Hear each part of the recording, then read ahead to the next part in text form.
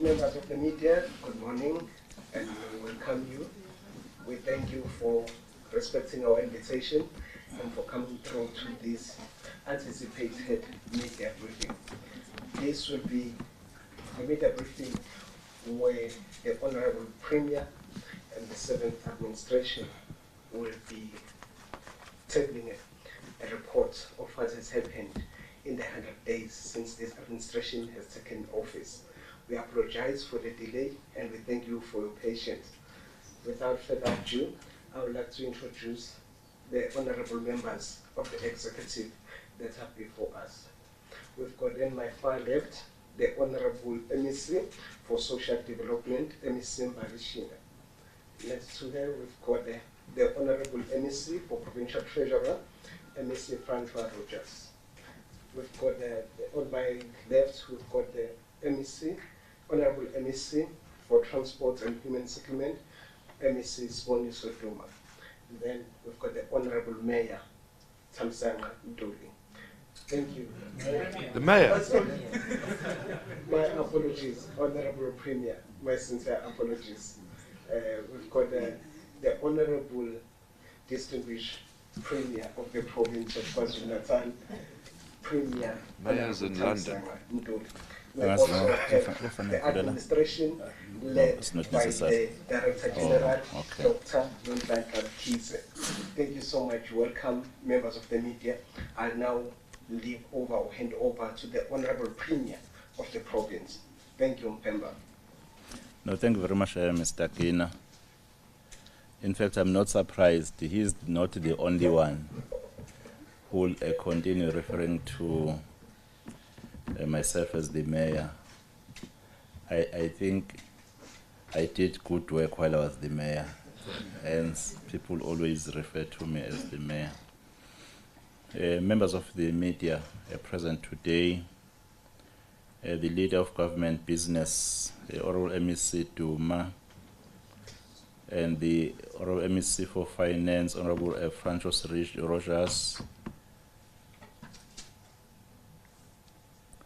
the Honourable MEC for Social Development, Honourable Shinga, the Director General, Dr. Mkhize, advisors and head of departments who are present here, and senior management.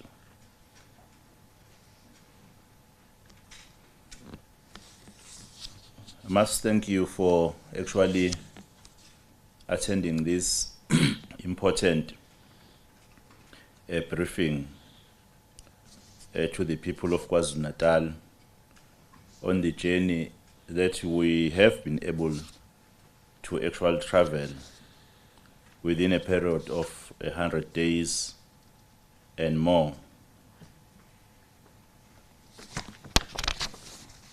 It has been 13 weeks since the commencement of the 17th administration.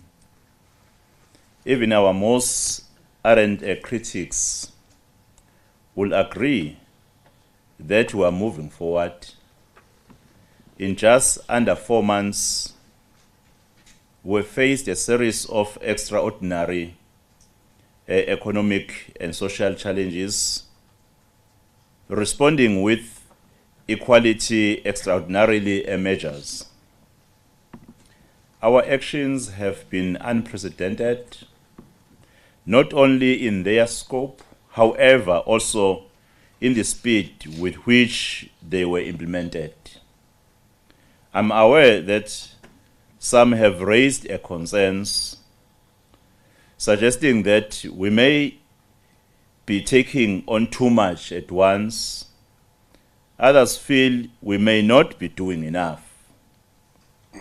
And many are rightfully asking how all our various programs and policies come together under one cohesive and overarching strategy to move our economy from the pandemic devastation of riots and disasters toward a true recovery. Let me assure you every action we've taken so far is part of a well-considered plan designed to address the immediate challenges, to build a foundation for long-term, sustainable growth. We are focused on restoring livelihoods, creating jobs, and ensuring that no community is left behind as we navigate this journey together. It is not always easy. Transformation is never simple.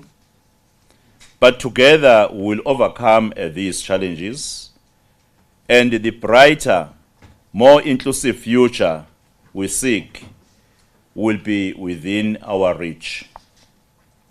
It starts with us being honest about our challenges and our capacity to overcome these challenges.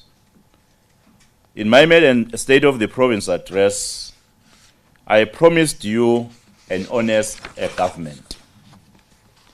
During the State of the Province address, which I delivered on the 31st this year, I indicated that after 100 days in office, I will provide the people of KwaZulu-Natal an update on the commitments we made during that address, and hence we are doing it today.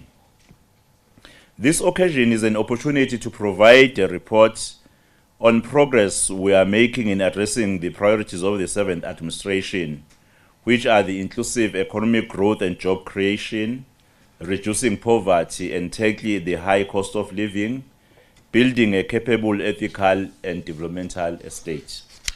We successfully constituted a Government of Provincial Unity, as is history now, that were the first. To enhance our government's structures, we established Executive Council clusters and subcommittees, and they are all functional now. Furthermore, we held an Executive Council Lehotla, where we were putting together our plans and all departments, where we also unpacked the priorities of our government. This fruitful dialogue led to the development of a comprehensive program of action. Now we have a comprehensive program of action, which our clusters are now actively implementing.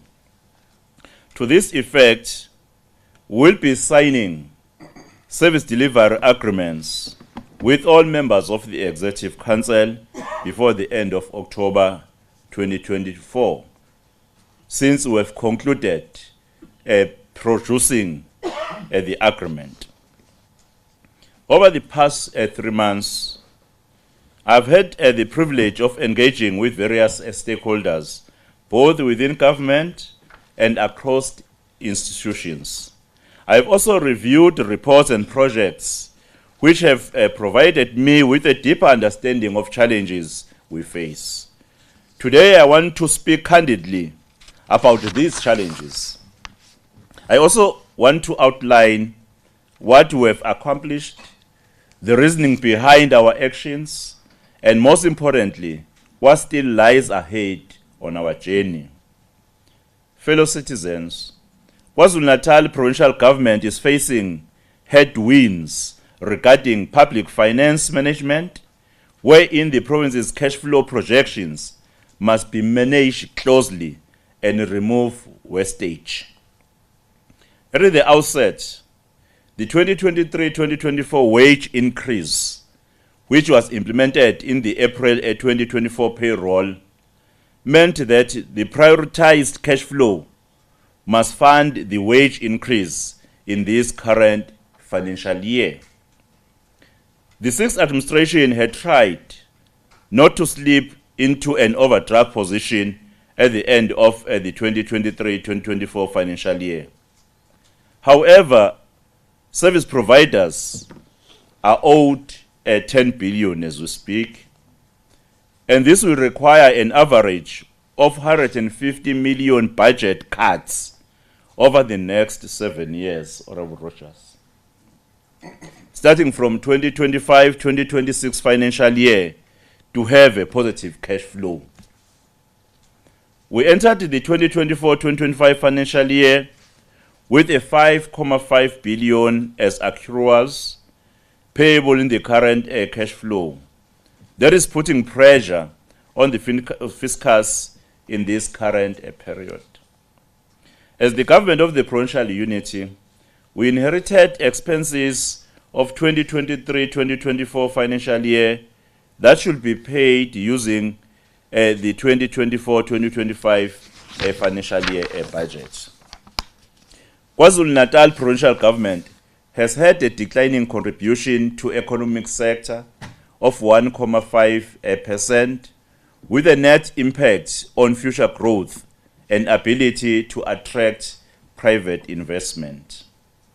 The province added in the 2023-2024 financial year with a net overspent position by 839 million. It is anticipated that KwaZulu-Natal could overspend by 9.7 billion. The 2024-2025 financial year shows that Department budgeted 4.5% increase in their baseline. However, wage agreement circled was for 4.7%, with a 2 percentage point difference. This expenditure item is a runaway target. I think this, in fact, is a reflection that KwaZulu-Natal is in a state of financial limitations. The KwaZulu-Natal Provincial Government has limited financial resources, meaning that we will not do everything that was promised within the anticipated time frame. However, we will ensure that we improve integration at planning and implementation so that we use resource in a smart way. We are expected to produce the same, if not more, with less resources. It is our commitment to implement revenue enhancement, wherein all departments should look at ways of improving their own revenue raising and collections, as this will increase the funds available for priority service delivery program. In our situational analysis, we have noticed that in our income statement, the expenditure is growing and revenue is declining, which is not sound public finance. In an attempt to address this at the executive level, we agree that the provincial treasurer, together with the heads of department, who are charged to account and find opportunities to enhance collection efficiency, review of rates in their respective portfolios to close this unhealthy gap. Undoubtedly, we encourage both provincial treasurer and heads of department to look for unconventional sources of revenue, alternative funding models, public-private partnership, or leveraging natural resources sustainable to have a solid public finances. I'm going to follow up closely the rate at which we pay for property rates, as we should not be trapped in excessive property bills. We should dispose of unoccupied buildings and vacant land, which should be removed from our balance sheet. I think we have recently transferred two land parcels to eThekwini Metro, and the two others to Umhlatuze and also Ilembe municipality. Well, the situation of medical legal claims to the value of 7.3 billion should not continue, because it places a huge burden on the fiscus. We should reduce this liability progressively and ensure that we do not have this overhang on our health service delivery. As the 7th administration, we have undertaken cost-cutting measures to limit non-essential spending, such as reducing travel expenditure by 30%, extend asset replacement life cycle in regards to vehicles and computers, That means that there will be no purchase of new assets to replace existing movable assets unless written off or dysfunctional. As KwaZulu-Natal Provincial Government, we have agreed not to further delay in filling of posts and continue to rely on the consultant for core services at a cost of 3.6 billion, as it was witnessed in the 2023-2024 financial year. We should build capacity at the district offices whereby we empower teams to be accountable and implement adequate financial controls and reduce financial loss. In my State of the Province address, I referred to the state-owned enterprises and entities as strategic vehicles to implement a development program of government. In the context of KwaZulu-Natal, I'm talking about Ezemvelo Wildlife, Ithala Development Finance Corporations, KZN Tourism and Film Commission, Shark Boats, KZN Growth Fund, Dube Trade Port, Richards Bay Industrial Development Zone, Agribusiness Development Agency, Moses Kotane Research Institute, Trade Investment KwaZulu-Natal, KwaZulu-Natal Amafa and Research Institute, among others. In defining their developmental and strategic role, aligning them to the priorities of the Government of Provincial Unity, in November this year, I will meet the Board of Public Entities and State-owned enterprises. KwaZulu-Natal is in need for investment in infrastructure. Therefore, we will prioritize investment in critical infrastructure projects that can stimulate economic growth, create jobs, and attract private sector investment. We agree with the Auditor General that expenditure on infrastructure must be carried out effectively, and along project management disciplines. There is working within the allocated budget at the right price for procuring goods and services with quality. It is vital that when we present infrastructure projects, that we combine national funding with access to alternative funding to have strong and viable business cases.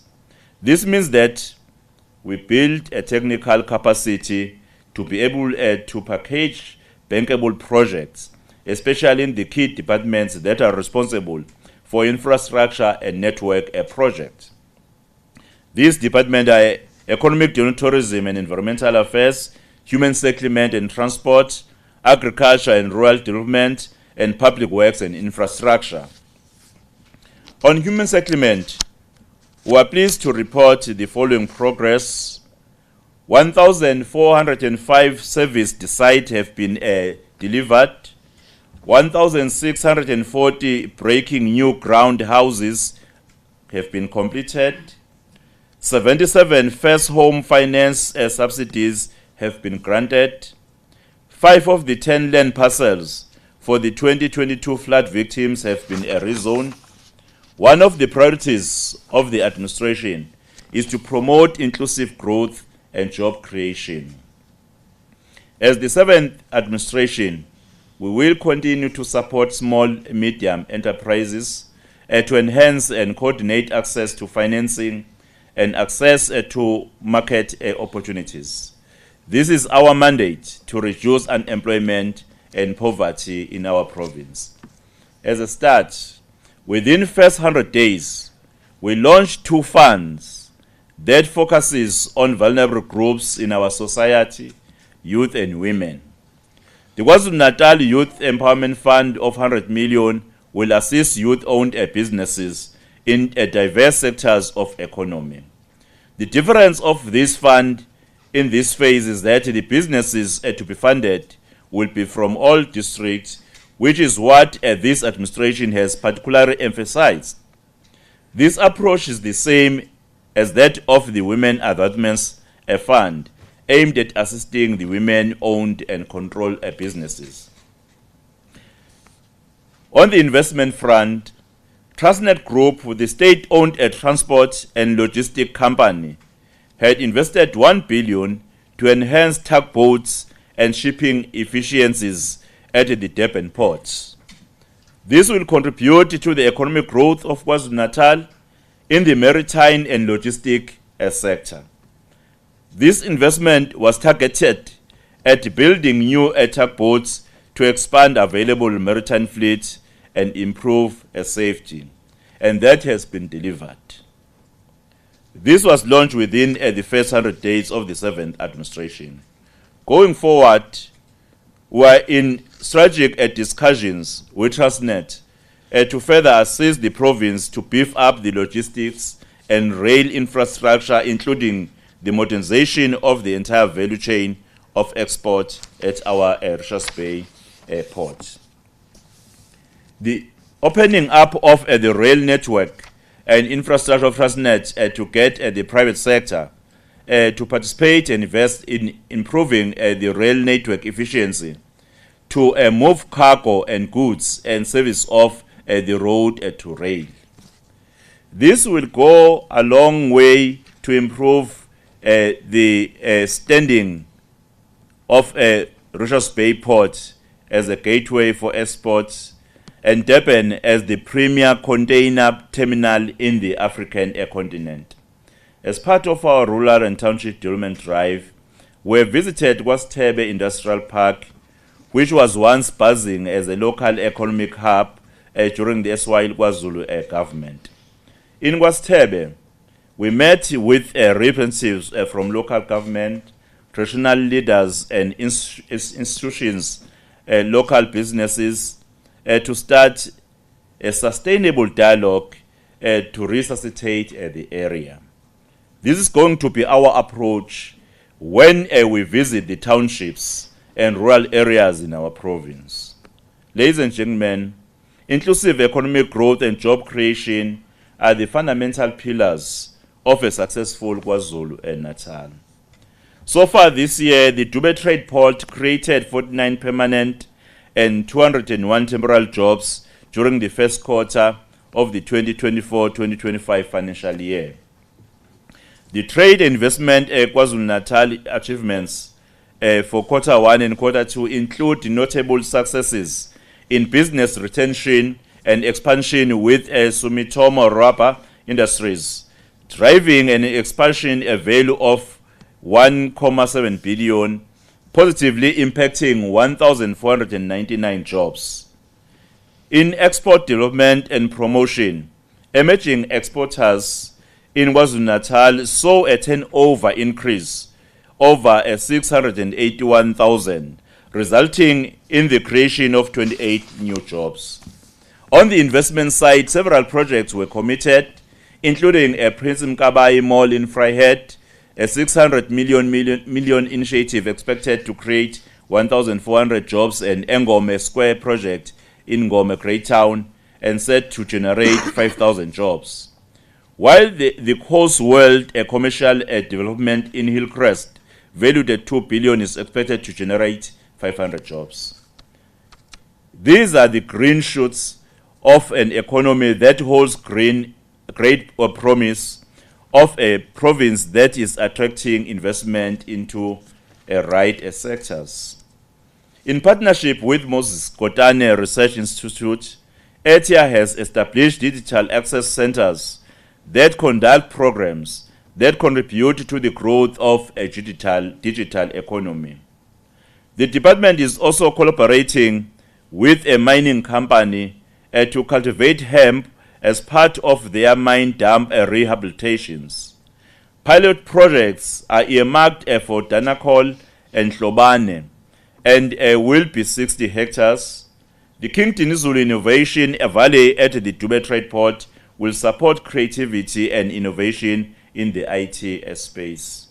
We have engaged the private sector so that we can create the digital fund, which will be accessed by young people. At Public Works and Infrastructure, MEC Martin Meyer is implementing the turnaround plan and strategy involving tackling inefficiencies, bureaucracy, a culture of wasteful spending, and corruption. The department has assets valued at around 20 billion, and is delivering key services such as hospitals, schools, and other economic infrastructure.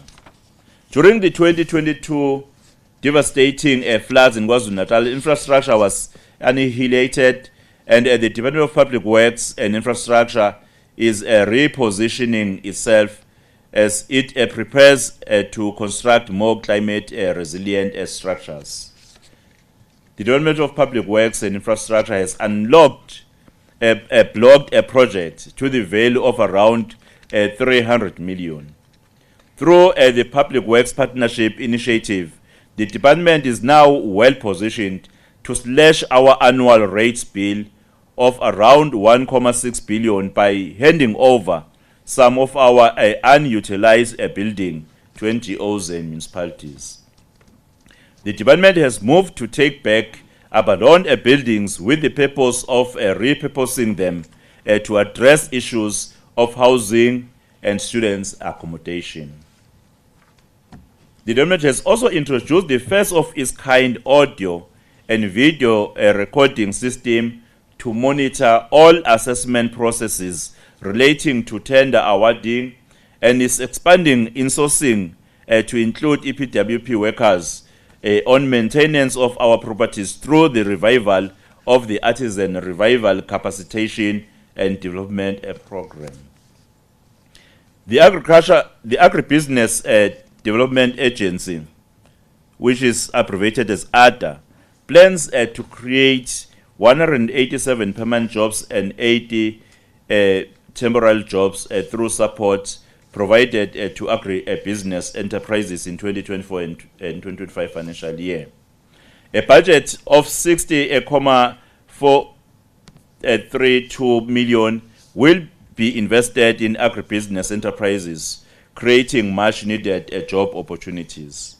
The province is working closely with business, the KwaZulu-Natal Growth Coalition and Economic Council, and chambers of business to galvanize business and foster cooperation to increase business confidence, impacting growth and job creation.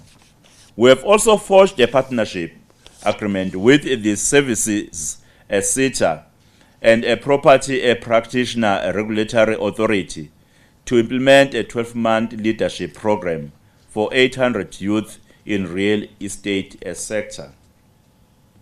Other sectors of the economy that will be catalyzed for growth include the digital economy, green economy, high-value manufacturing, oceans economy, hemp and cannabis, amongst others. Ladies and gentlemen, business process outsourcing is one of the fastest growing sectors of the digital economy in South Africa. The sector currently employs more than 32,000 young people. A 250-seater call center has been operationalized in Umlazi Mega City, with 500-seater call center to be launched in Ballito. A 2-day Build a KwaZulu-Natal Better conference will see the participation of local, provincial and national governments, industry leaders and private sector stakeholders to pave a new way forward in addressing the several mandates within the built environment. KwaZulu-Natal MEC for Public Works and Infrastructure, Martin Meyer, held a historic closed-door meeting with the Black Business Federation in Durban to forge a partnership to combat ongoing disruptions of critical infrastructure projects.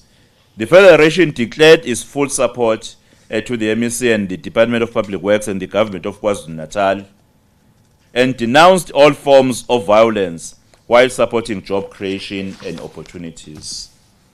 The Department of Transport has been actively involved in fostering cooperation and addressing challenges within the public transport sector. Key initiatives include stakeholder engagement with Kwanabako, Saboa and Santako to facilitate dialogue and drive a transformation. The department has successfully mediated a 2-year dispute over taxi routes between Ikwezi Local and Long Distance Taxi Association in Pongolo and Ulundi. The dispute was over the Johannesburg and Durban long-distance routes. The department has reduced the turnaround time in processing operating licenses and road shows are being actually undertaken by provincial regulatory entity in all districts to meet with the Santaco leadership over operating licenses. This will culminate in the tax indaba in October 2024. The Department of Agriculture and Rural Development provides food security and food production support for individual households, subsistence producers, smallholder and commercial production. In the 2024-2025 financial year, the department is planning to support 12,296 producers to cultivate 15,535 hectares, which the planting season is this one. And the department will continue to intensify its food security program and strengthen relations with Amakosi. A total of 9,335 subsistence farmers and about 543 smallholder farmers will be supported in an effort of painting the province green with vegetable gardens and crop farming to ensure food security.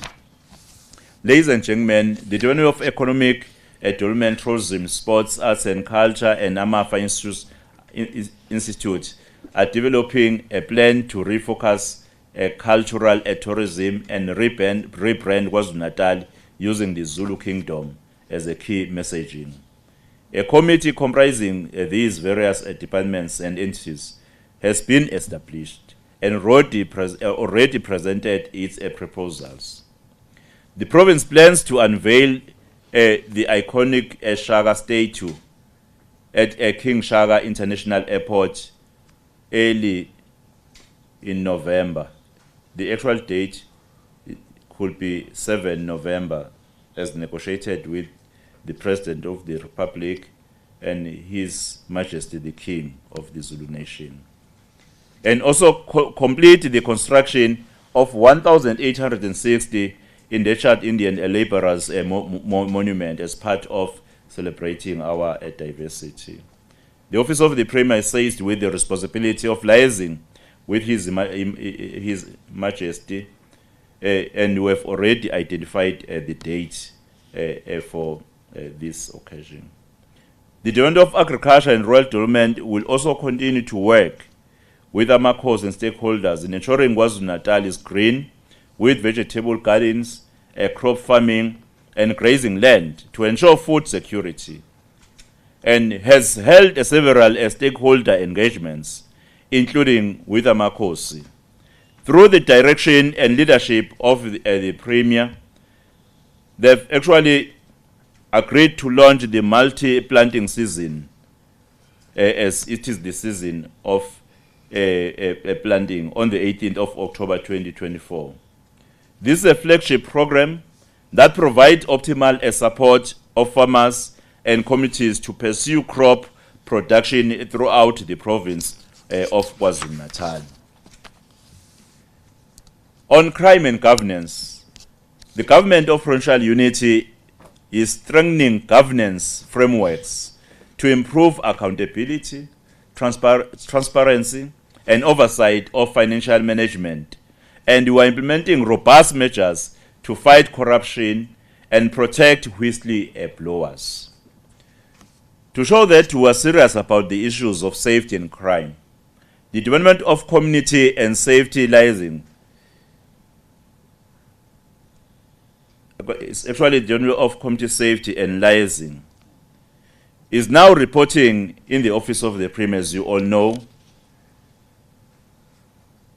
Within the 100 days of this administration, we launched a crime prevention campaign called Engangeni Ngesango Iyafosha that focuses on the increasing numbers of undocumented illegal foreign nationals and businesses that employs undocumented foreign nationals. The campaign was launched in eThekwini and moved to Mandeni.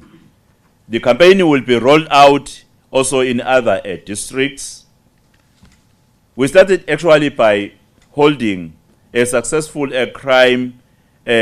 social crime summit, which paved the way to the plans of actually ensuring that the operations are actually conducted in our province. In this regard, we appreciate the dedication of the South African Police Service Provincial Commissioner, Ntahla Mkhwanazi, and his management. We also acknowledge the district sub-commissioners who already showed interest and zeal to work with communities in combating small and big crimes. To fight against gender-based violence and femicide through the Provincial Integrated Plan, the Department of Community Safety monitors the functionality of the victim-friendly facilities as means of augmenting the sources. 173 volunteers are being recruited to be placed in police station to assist monitoring compliance of Domestic Violence Act and engage on campaigns against gender-based violence, and a court picketing working hand in hand with the Department of Social Development. This administration is implementing measures and operational tools to improve transparency in public procurement and contracting processes. The Executive Council is committed to healthy supplier relationships. The mandate of the Government of the Provincial Unity is to build a capable, ethical, and developmental state.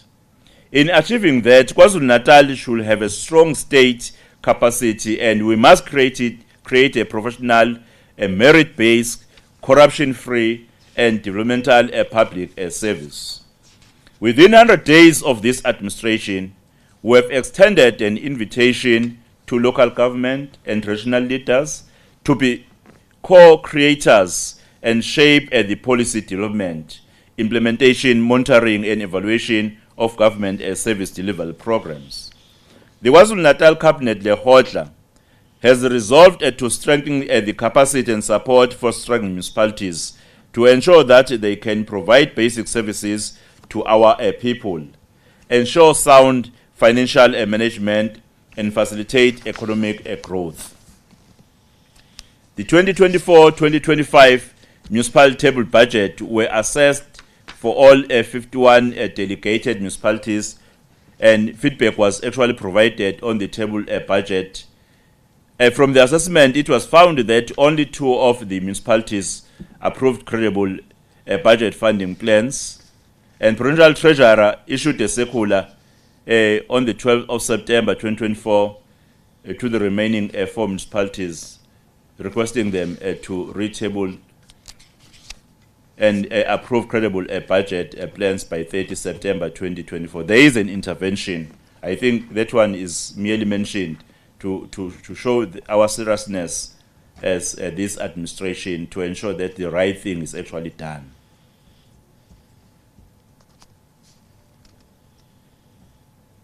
Well, I make a strong call to members of the Executive Council and members of the legislature, head of department, and leaders of this government that we must have a change in behavior to ensure that our citizens can trust us in delivering services. It's going to take bold leadership that will remain in the black, and I will ensure that we prioritize spending that covers service delivery to our citizens. I believe that with leadership, visible leadership, we will be able to drive a culture of accountability and change the lives of our people. As we have marked 100 days of Government of Provincial Unity, government clusters will report on their detailed programs, which will consist of work of departments within 100 days. The first 100 days are now behind us, and the real work is ahead of us. Let us join hands as we put the building blocks of a better KwaZulu-Natal. I thank you.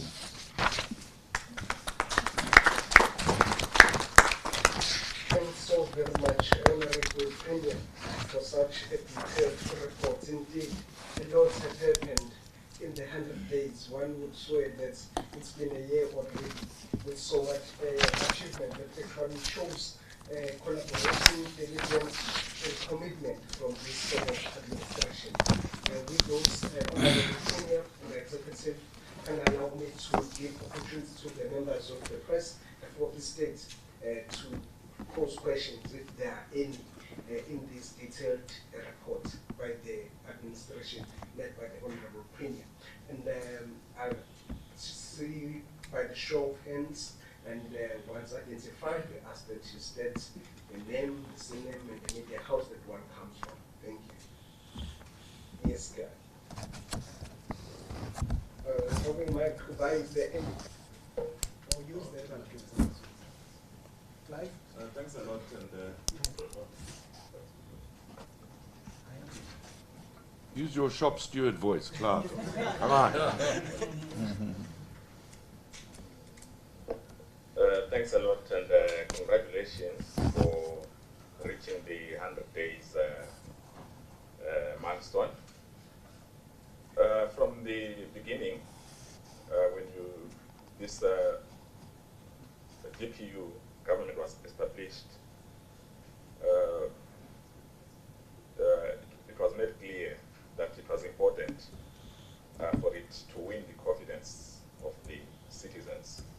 And yet we know that from the onset, there have been forces which are opposed to this GPU and the GNU. And those forces are external, and they are likely located in the so-called progressive forces. And but if you look at what has been happening, it seems as if there are now forces within the GPU parties themselves which seem to be opposed to this project. If, for example, you look at what is happening in the ANC in Gauteng, their approach and their attitude towards the GPU as well as the GNU is opposite. It seems to be negative. And also on the side of the DA, we have had the DA leader, Helen Zila, threatening to collapse the GNU if certain things do not happen. I view of the view that the public at large, the investors that you desperately want them to invest here, they should continue having confidence in the future of the GPU. And also secondly, in the previous administration, there was a phrase, when you talk about the economy, there was a phrase that was always used that says, what is required is a radical economic transformation. It seems that as if in this GPU, that phrase no longer features. Is that deliberate, or maybe it was just the use of the choice of words? Thanks. Thank you, Clive. And from the witness, do we have another hand? Oh, okay. There's yes, please, Madam Talk. Good morning, Premier. It's Nonjabulo Mtungwa from SABC News. I think my question is related to the issues around finances for KZN. You have said it in your speech that the reflection is that it seems like KZN is on a financial limitation. So in order for government to deliver services, it needs to have financial capacity. And my question now is around the issue. We've noticed that there seems to be a lot of budget cuts in most of the programs, and you have said that we are having these financial constraints as the province of KZN. Should we be worried about this Government of Provincial Unity being able to provide services to the people? With these budget cuts, will this not basically take away the confidence that people might have had on this government when it comes to the issues around service delivery? And then secondly, Premier, you've said that you've inherited some of these financial challenges upon taking office. I just want to know, what is this current government doing to ensure that those who are responsible for putting the province in this state are held accountable? Thank you. Thank you so much, Nonjabulo Mdunga from SABC. I'm sorry, I can't see behind the cameras. You can jump up and go to the mic if there's any other hand. Seems like there's none. Thank you. Or there's, yes, Mr. Nzala. Sanibona uSabelo Ntsase kwiSolezwe. Because Clive and Mamtunga have asked the hard questions, I've asked the easy ones. Premier, how easy is to manage the relations lapha kwi-GPU? Ngicabanga ukuthi kwathi kungakapheli ngisho inyanga, we saw a statement from ANC no MEC wakakhokta lapho khona kwakunama-complaints ikhombisa mhlawumbe ukuthi khona la kungahambi kahle khona ebudlelwaneni nobukhona.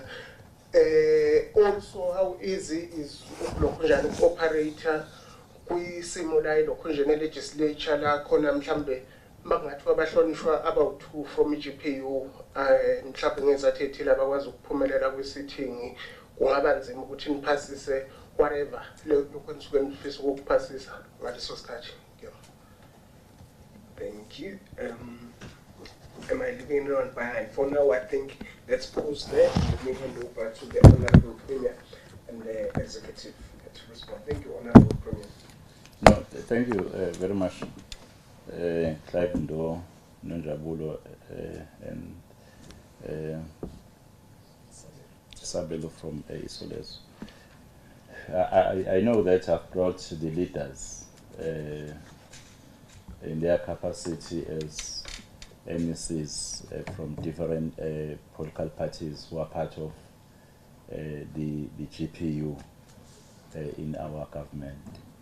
I think the fact that we are all here is an indication that this is a very strong configuration of government, and is a confirmation that it's a stable government, and there is no reason for anyone to suspect that this arrangement might actually be threatened by any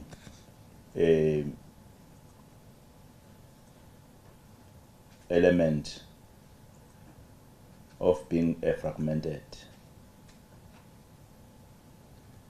The fact that they're here, and they will also speak for themselves, because this question is important, that you hear it from the horse's mouth. I'm not saying there is a horse in the room, but there's an English saying. You see, the fact that we are in the GPU and GNU does not mean that we represent different constituencies, and does not necessarily mean that we'll agree every day. Because even if any government is led by just one political party who won outrightly, that will never mean that the party itself will not have discussions of disagreement.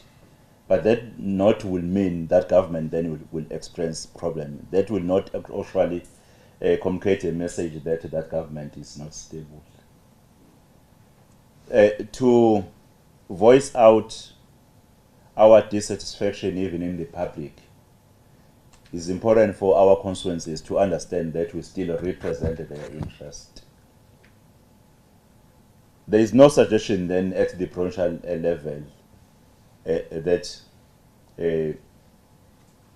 we are facing a level of disagreement in issues that may warrant that you see this arrangement actually not being stable. Hence we are together here. This is an evidence that we are having the GPU, which is quite stable. What is happening in other provinces, in fact, is not what is happening here in KwaZulu-Natal. The 7th administration, right from national government, they've actually reflected on the 3 fundamental objectives of this 7th administration. which the first one is the inclusive economic growth. So for the economic growth to be inclusive, really to me, I'm not quite sure whether it cannot encapsulate even the transformation on the economy and other elements. But we have what we believe in, that we must include everyone in the economic growth. Well, we're being honest, Nonjabulo, to reflect the challenges, the financial limitations. But we also indicated that we have a plan to ensure that, despite I think this is not a unique situation in the province. I think we all understand our economic position as the country. The budget cuts were not only experienced by KwaZulu-Natal, but because we are actually presenting the report about the government of KwaZulu-Natal, that is why we had to point it to the province of KwaZulu-Natal. I think you know better yourself as members of the media. Hence, our reflection of the challenge was meant to indicate that though we're honest about our challenges, but then there is a plan. We do have a plan, which one will be the issue of reprioritizing what we have planned to do. We have already started to do that. The issue of ensuring that we do not spend on the wants, but we spend on the needs. The gentleman seated next to me on my left is very hard when it comes to the behavior when you spend as government. And again, we have identified the need to invite the private sector for collaboration in our journey. Hence, when we were talking about the job opportunities, we're talking about our economy, you could read that there is that relationship that exists between the provincial government and the private sector. When I spoke about the financial limitations, I did not say someone behaved wrong or in an awkward way. But I started by introducing one of the factors which seems to be a dominating factor, the issue of the budget cuts, and the second one, the issue of the salary negotiations, which resulted to us having to pay for what we thought we budgeted for. Unfortunately, realized late that the salary agreement, in fact, was more than what we anticipated, at the same time also experiencing the budget cuts. So then when you do that, when you want to introduce consequence management, who are you going to direct it to? To the provincial treasurer for the budget cuts? I mean to the national treasurer for the budget cuts? Or the DPSA for the salary agreements? You see, but we are hard in the wrongdoers. Hence, soon we'll be presenting a report on the progress regarding those who have done something which is not actually supposed to have been done. Well, on the COGTA and MEC, I think the Honourable MEC for Transport and Human Settlement is also the chair of the ANC. Will also confirm that that was not an indication of a problem. Because even myself, when I saw it, Sabelo, I spoke to both Mr. Mtolo, who's the secretary of the ANC, and to the MEC for COGTA, Reverend Tellis, to find out whether there was a problem. And I learned that there was no problem at all. Even themselves, at a personal level, they're in good terms. It was only a matter of consultation that they learned of the intervention and received the reports about the intervention, and they were triggering a platform of engagement about the subject. As a result, there is no issue at all. Because if there was an issue, you are not going to see the chairperson of the ANC seated next to me here. So that those were not signs of actually a problem. Well, the issue of the thin margin in the legislature can be responded to by the Speaker of the legislature. But in our view, we've been able to configure government. The government has been stable, have passed 100 years. You know what others were actually saying? They say, oh, it's a premier of few days. Those MECs are MECs of few days. But now we've passed 100 days. And we are forging ahead to 200 days, wherein we will also report on the progress that we have made, because I've planned to report to the people of KwaZulu-Natal on quarterly basis the progress that we are making as government, so that the public at large will be able, in fact, to play their oversight and even decide whether the direction we're taking is the right or the wrong direction. However, I've mentioned that here we have the MEC for Transport and Infrastructure, the MEC for Finance, and the MEC for Social Development. I will request that maybe, through your permission, ladies and gentlemen, we also allow them, especially on the issue of the stability of the GNU, if they can confine themselves to that one. I'm not quite sure if you can come. No, I can. Thank you. I'm sure. Am I audible? I'm sorry. Thank you so much. I don't have to move you. Okay. No, let me greet your good self, Honourable Premier Kasompisi, MEC Treasurer, MEC Dwakha Baba Rogers, MEC Shinga, the DG of the province, Dr. Mkhize, the legal advisor, the advisor to the Premier, and the entire 40 state that is represented here.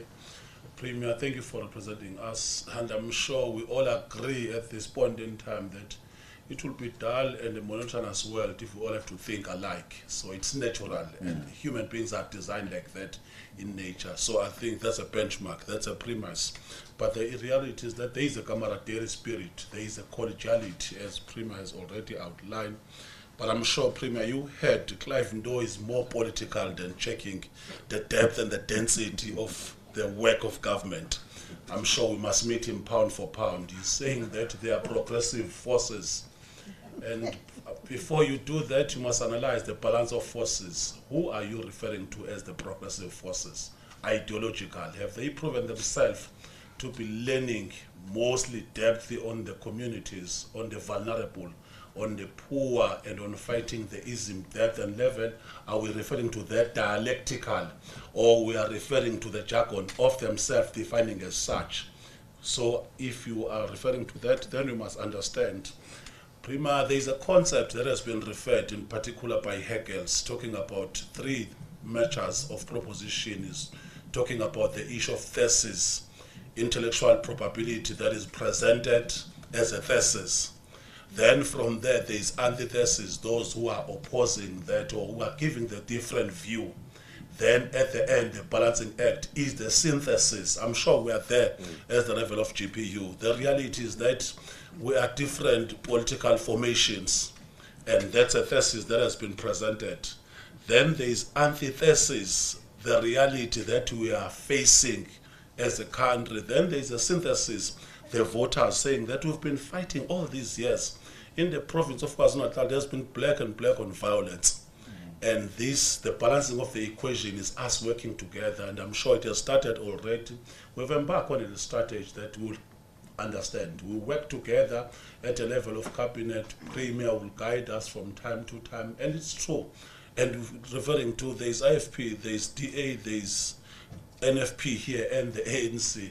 The contradictions will always going to emerge, natural when you work, and the issue of the concept of the unit of the opposite.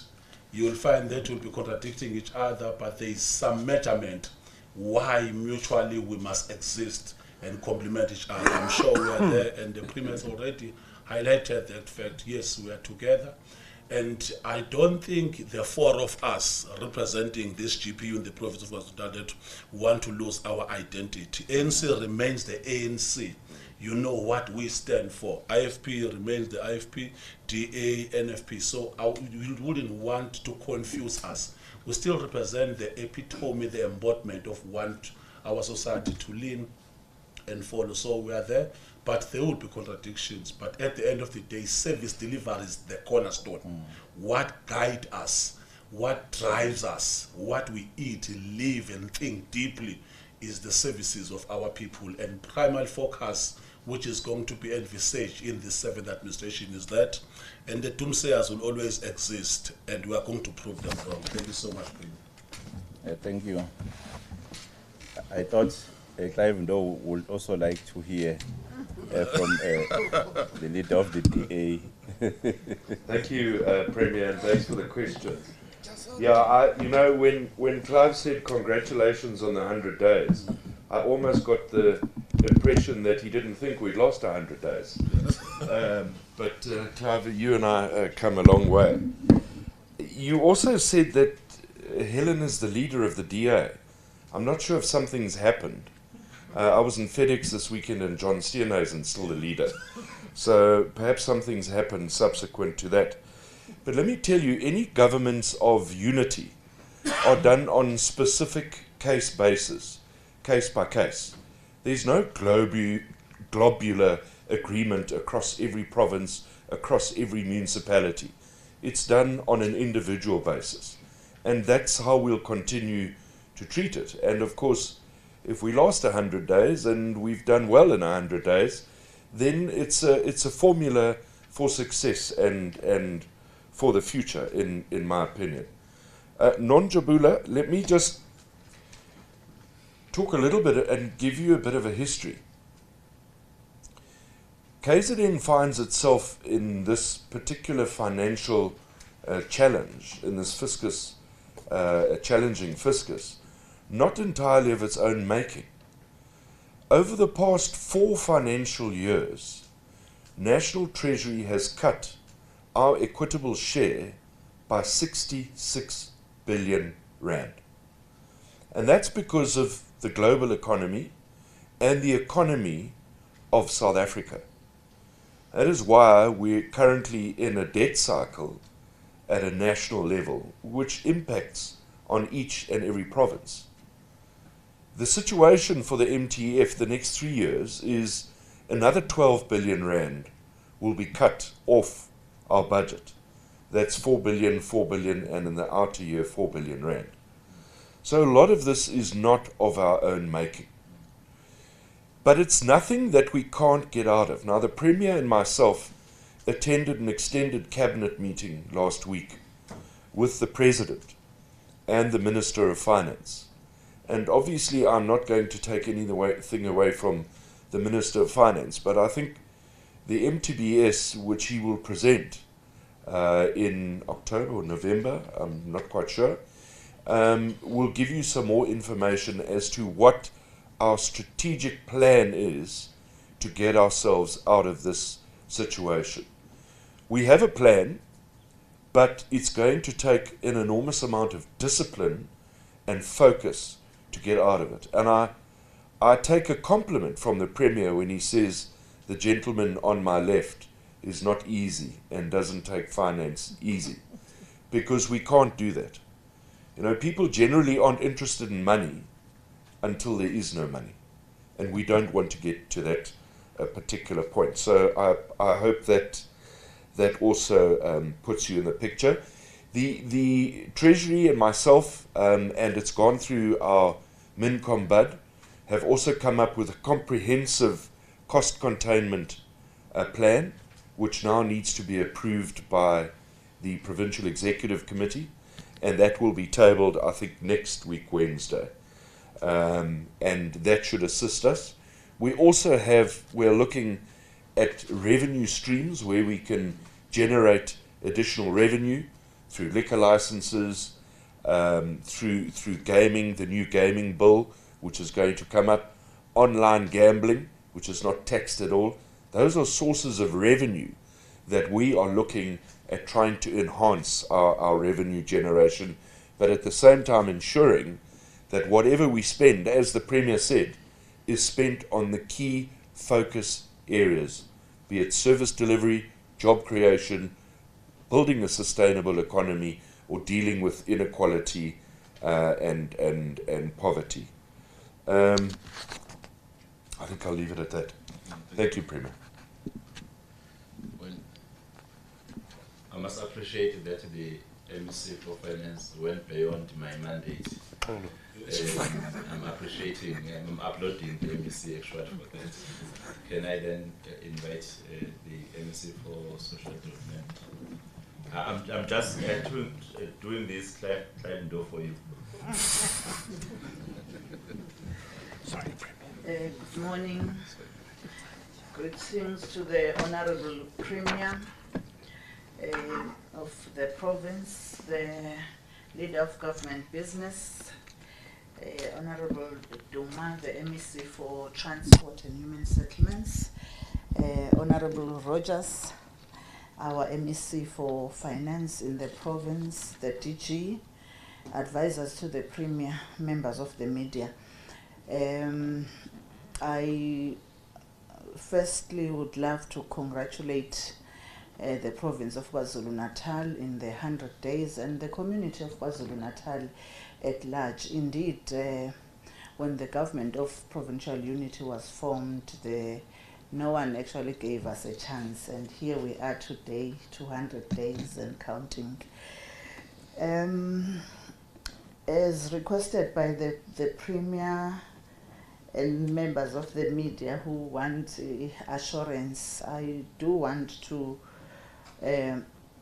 make a comment and say the Government of Provincial Unity is intact, it is at work, and our eyes really are on the ball. And in saying that, you know that it's a composition of political parties, and we agreed at the very onset that we are not going to lose our identity, to lose who we are and be consumed in the Government of Provincial Unity. So we are at that. So whenever there are challenges, there is a platform, like Honourable Premier indicated, to talk about that and resolve it at that level. You will know that we have, after the 2021 elections or even before, stories that we can refer to municipalities, because if we were to start doing that, it will mean the community will suffer in terms of service delivery. So it is important that the stability is maintained whilst we remain who we are, because the people that sent us really have trust and believe that they will benefit from the Government of Provincial Unity. Thank you very much.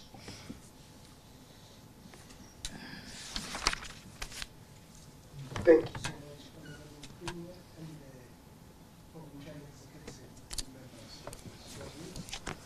We appreciate the remarks and all the contribution that has been made. Am I not closing any members of the media out? Or they are hands put up? I see Lucky and the mystery. Yes, please go to your nearest mic. Can you introduce yourself, the media house you come from? Sanibona igama uLucky from Ilanga newspaper. Premier, I just want to find out, are you taking time to beg memorandum made in your security guard nama-cleaner ofisini lakho? Owesibili umbuzo uzothi uhlelo lakho lolu lokufika emahhovisi kahulumeni ungazelele lihamba kanjani? Yabo. Thanks, Lucky. Ms. Dube? Good morning, Premier. I was hoping that maybe Mr. Kina, you remember I said ask for the summary before maybe the remarks from the leaders. But again, we felt left out as my case, and Premier would like to request a summary in isiZulu, for the people of KwaZulu-Natal. You definitely get that at the end, as it is the nature. I haven't forgotten about you. And You are not the only one. Do we have any more questions? Yes, Ms. Shenge, there.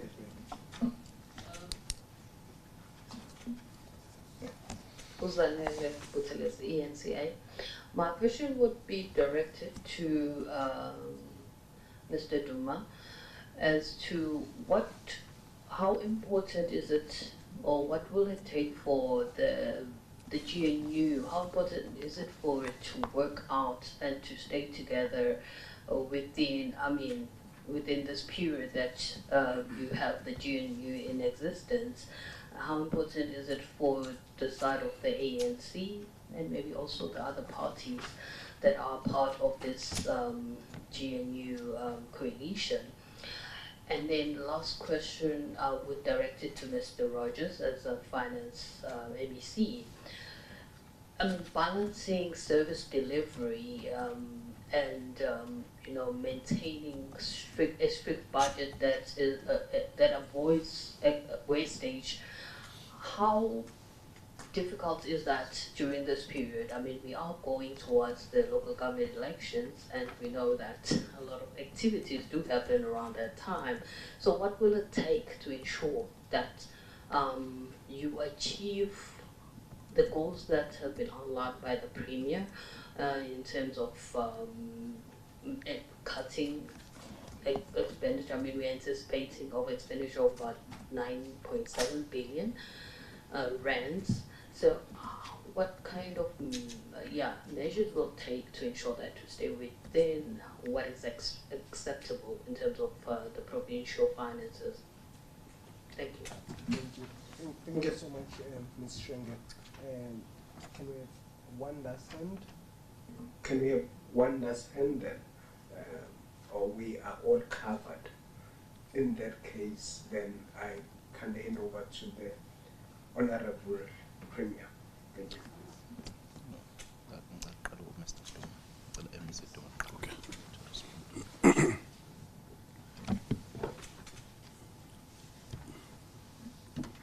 Thank you so much, Masheg. They are more interested not on what you are doing on a daily basis in terms of transport and human settlements. But I understand. The Premier, I think we must just heighten the scope that the issue of GNU, GPU is the consequence and the political setback for the ANC. I think one wants to define in that way so that you don't even holding a shade or instead of reality. I'm sure almost all of us seated here will want to have this power alone on ourselves, so that ideologically we penetrate and encroach on the space. We have what is called National Democratic Revolution in the ANC, where we believe that at some point in time, all the people in the country must benefit out of this economy, the emancipation, and ensuring that at some point in time, what was envisaged by 1955 with those 10 clauses must be implemented. So we are there at this point in time, but the issue of the consequence means that we must develop a new attitude, the character portrait, and the paradigm shift of working together, because we've been forced by the voters. Voters want us to work in this fashion, and for the next five years, we just have to align our thinking pattern, and we must plan together. And Babundo said that he doesn't hear the issue of economic transformation. Go and read the SOPA presented by the Premier. Go and read the SONA presented by the President. So the reality is that we will want to balance the scope of ensuring that our people do benefit. In the province of KwaZulu-Natal, the 12.5 population, the majority are those Africans and blacks in general. They must benefit out of this economic plight in the country.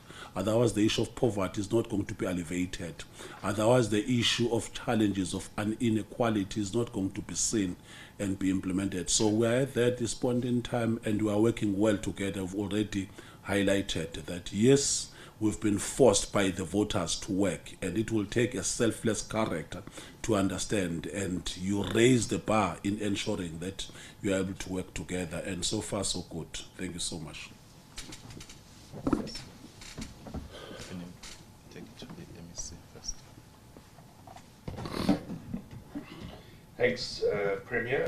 Thank you, Zanele, for that question. As I said in the beginning, I don't think we must fool ourselves. It's going to be a difficult journey. And if one looks at the economic projections at a national level, the next 2 years are going to be difficult years for us to get through. But that doesn't mean we must behave like an ostrich and put our head in the sand.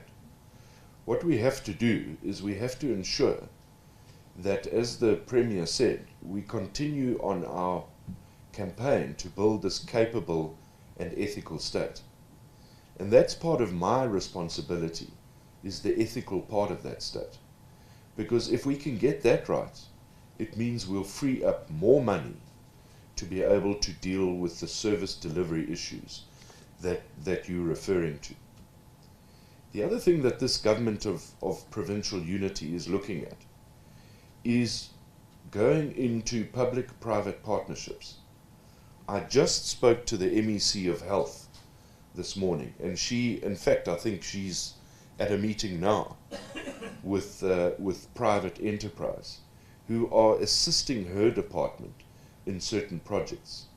The Premier and I were at a business breakfast in eThekwini a few weeks ago, where big business is very keen to come to the party to assist us in areas where we're struggling with finance. But they're never going to support us if we don't have this capable and ethical state. My job as Treasurer, and the Cabinet and the Provincial Executive knows it, is to assist departments in trying to get through this next phase and to ensure that every single cent is earmarked for the 4 key areas which I discussed earlier, and that the days of nice to haves has to disappear, and we have to focus on that. So that is my job, and the Premier also touched on it in his report, is reprioritizing of provincial budgets. I think that's critical, and that's something that we'll look at. This is a budget that we inherited from the 6th term. We now start a new budget process for next year, and we can certainly start looking at where the spending pressures are, protecting our frontline workers in health and in education, but ensuring that there is money available for those critical service delivery areas. Diabole.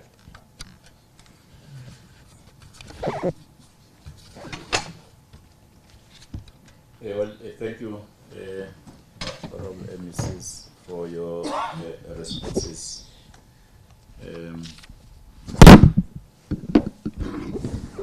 I know, Shane, that the question you referred to, the MEC for Transport and Human Settlement, is a very important question, not only to MEC Duma, but to all of us. But our commitment, which we have unpacked, which is demonstrated, is for a stable government that will deliver a better future to the people of KwaZulu-Natal. At the center of the configuration of this government, people of KwaZulu-Natal must see improved services. And it's a journey that requires some time, especially under the circumstances, while we maintain our identity. Like you know that I'm the chairperson of the IFP in the province of KwaZulu-Natal, and the IFP has its manifesto, which must find expression. The DA, the ANC, and the NFP, all the manifestos, in fact, they must find expression in our journey, because they are not talking about political parties, but they are talking about what the people of KwaZulu-Natal want. At the center is not politics, but it's about service delivery. That is what's keeping us together. That is why it was easy for us in KwaZulu-Natal to agree on forming government before any other government after the 2024 elections. It's because we spoke about what is at the center of the people who are actually the voters. For the a memorandum which was presented by the security guards. I think it's a process to consider it. It's not like you get a piece of paper written with some demands and then you give answers. It's a process.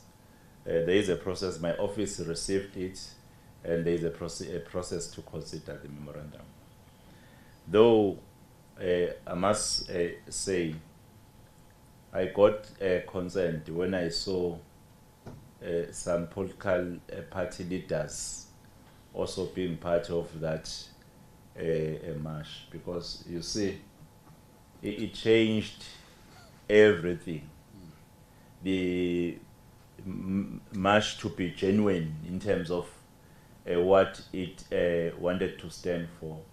You see, to see the opportunist to appear there in masses and utter some words which were quite adverse to the gesture the Office of the Premier made to send a representative, not just a representative, but someone who is in my office to receive on my behalf because I was not available. You see, because when people plan demonstrations, they plan because their program suits a date that they plan. But they also understand that the office itself has other businesses to take care of on their behalf. That is why then we had to send a representative, which was unfortunately met by leaders of political parties.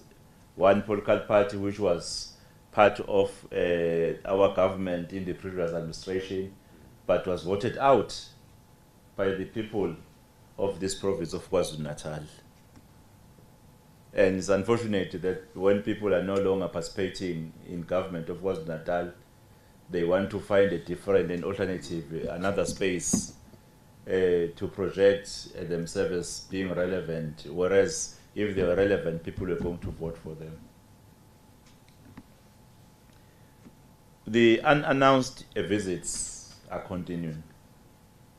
Going to, in fact, because this unannounced visit is not only limited or confined to government departments, but even to businesses, like on our operations for the undocumented foreign nationals, that one was an unannounced visit. So we'll continue with our unannounced visits, because for the objective number 3, it's important that every opportunity we have to test whether we are adhering to it, we must use that opportunity. The principle of Batopele is what we have said is an instruction to all our departments. That's what we want to actually see. So it's a program that will continue for while we're in office for this 7th administration. Will continue advancing that program in order to build a capable, ethical, and developmental estates. Thank you very much, Mr. Kina. I think that was the last round. Yes, yes, Honourable Premier. So I must then thank the Honourable MECs for being able to put everything aside, because this media briefing was planned for tomorrow, which is Wednesday. Unfortunately, tomorrow there is just interviews of the judges. Here in KwaZulu-Natal we have 6 vacancies, and we have a vacancy of the deputy president. So it's a very important engagement as the Premier, which I had to attend to. Hence I requested that we issue a late notice about this media briefing, and also invite our leaders who are here from different political parties to also present themselves. I must thank them that they were able to put everything aside. I know that from here they will be rushing to the programs that were planned for today. I must also thank you. As members of the media for actually attending this media briefing. I think that is very important for the people of KwaZulu-Natal to know what is happening. Even if there is nothing, we must come and tell people that we have done nothing. you see, there is a lot, in fact, because these were just highlights. There is a lot of the specifics of the initiatives that we've initiated as the province, like the service deliveries in Bezo. The President of the Republic will be coming here on the 8th of November, but we have already started here in Pietermaritzburg with Imbizo on service delivery and crime fighting measures. We are continuing to other districts. We are planning other dates. So thank you very much, Mr. Kina, and thank you very much to everyone for being part of this important media. Thank you very much. Ngiyabona ukuthi usuyaxaqama.